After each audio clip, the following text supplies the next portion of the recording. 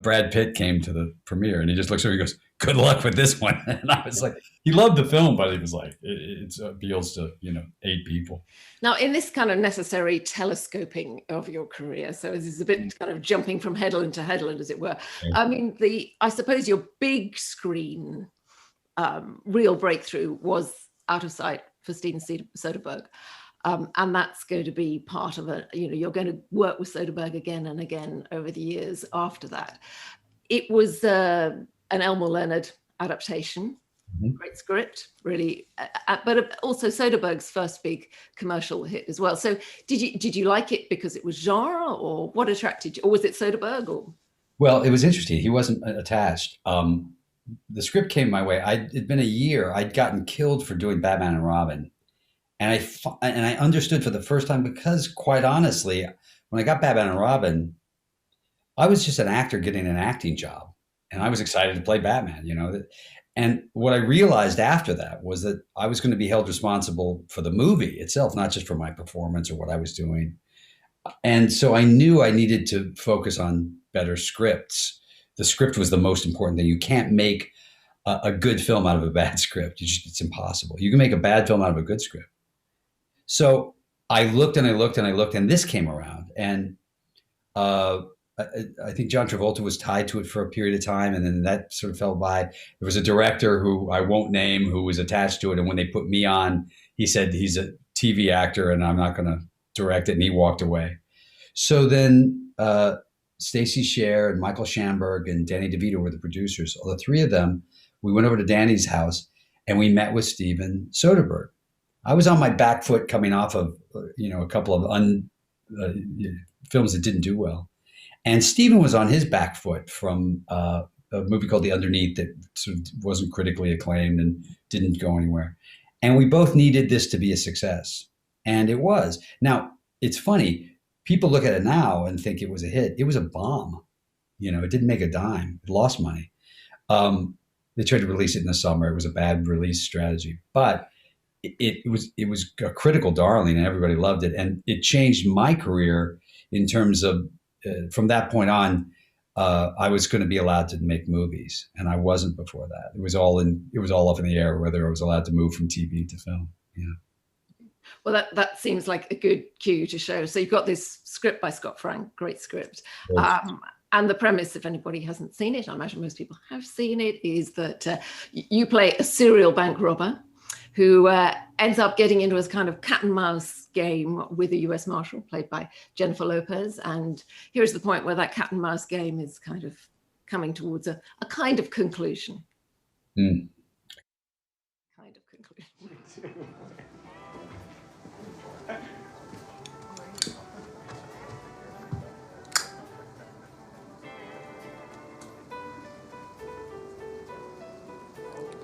Can I buy you a drink? Yeah, I'd love one. Sit down.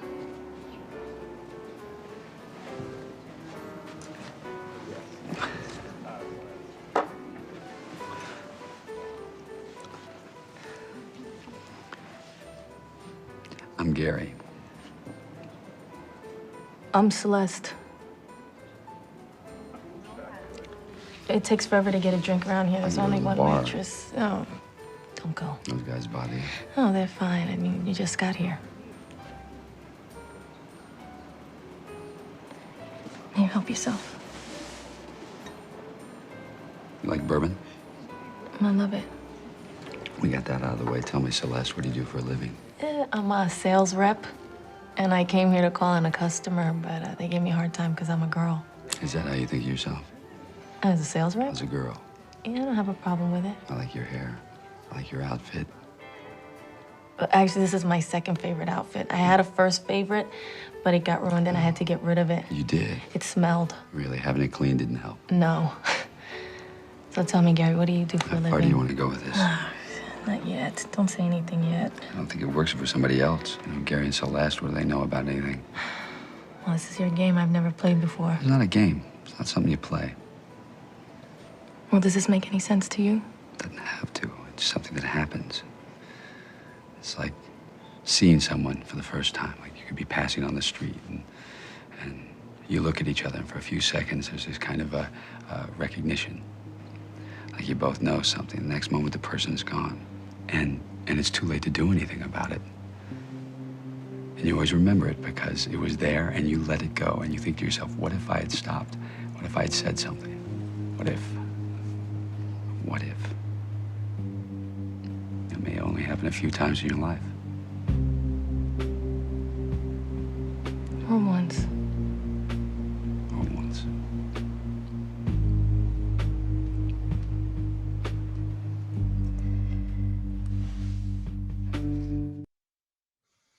So there you are, George, with Jennifer Lopez in 1998 in Out of Sight. So you say that that kind of changed things in terms of. Yeah, Elmore Leonard was he was a tricky character in terms of adapting. And there were a lot of films of his, 52 Pickup and films like that just didn't work. And because when they were adapting them, they were trying to write the plot of an Elmore Leonard book. And the truth is, his plots were sort of they're not the strongest point of his books. His characters were. And, when you're writing plot, you throw out characters. And Scott did Get Shorty, the film he did before this. And he really figured out how to unwind these characters and make it just the characters. So he gave us all these, Don Cheadle as Snoop, and Albert Brooks and Steve Zahn.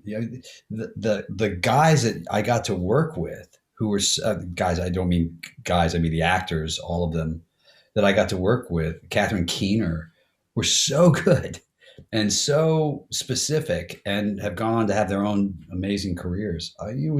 Everything about it was just perfect for me. And then you go on to work with Soderbergh again, over and over and over. I mean, we partnered. We were partners for 10 years or so, and he taught me a lot about film. He taught me a lot about telling stories from a point of view, because that's always a trick in a weird way. It's about, you don't want to just get in a editing room having collected a lot of footage and then put a story together. Whose eyes were you watching this through, and whose opinions. And he really understood that, and we sort of took his world in a way, which was, he'd come from the independent film world with Sex, Lies, and Videotape, and he was pushing all of that aesthetic back into the studio system, which it didn't exist, and also pulling in all of the things that we learned from films from the mid '60s to the early '70s, that vibe. And bringing those in, and that way of telling stories, and jamming that into the studio system. So when you watch like Ocean's 11, you watch it and you go, on top of it being a really good film, it is also a film that is done in a style of a film that you could have seen in 1968. It could have been the Thomas Crown Affair, or it had that aesthetic to it. And so it was infusing that back into the studio system, who'd gotten so far from doing films that we recognized as, everything was, a master, a two-shot, and then a close-up, and then boom, boom, boom. Just gotten very simple, and he wanted to shake that up. Did. And Solaris, of course, also you made, which was, I mean, again, a different kind of filmmaking altogether. Yeah. Yes. Well, it was funny. That film we did I remember going to the premiere, and it's just it's for a very small audience, and it was being sold as a much bigger space film than it was. And at the end of it, Brad just looks over and goes, Brad Pitt came to the premiere, and he just looks over and goes, "Good luck with this one." And I was like, he loved the film, but he was like, it appeals to 8 people. But that's the thing that was fun. I mean, we did The Good German together in the same way. It was like, let's push this. Let's keep pushing and keep trying. And sometimes they were successful, and sometimes they were failures. But that was the fun of it, man. We did a TV series called K Street together in Washington, D.C. It's a great partnership. We're great friends, And I mean, and this is another one of a series of parts, because you work with the Coens equally over a series. So what's the great advantage of going back and is it because you develop a shorthand, or is it because you feel you can kind of try things, be more adventurous when you know the people you've worked with over a long time? No, I don't think it's about the adventurous part. I think it's about when you get to work with, look, if I get to work with, if my whole career was Steven Soderbergh and the Coen brothers and, Alfonso Cuarón and Jason Reitman. I mean, if you and Alexander Payne. I mean, if you just kind of just work with those directors for the rest of your life as an actor, I'd have an incredibly full career, because those guys are all storytellers of the highest level. I think the Coen brothers, you have to understand about who they are. Most directors, the sort of secret that no one talks about is that they only have their thing for a period of time. There are a few people that break that mold. Spielberg, obviously, but for the most part, it's a 15, 20-year period of time. And then the films they make aren't as good as the films that they used to make. They lose whatever that element is. The Coen brothers have been doing this for 40 years, and they still have every element they're interested in and excited about. And for them to send me "Oh Brother, Where Art Thou" and say, "You want to do it?"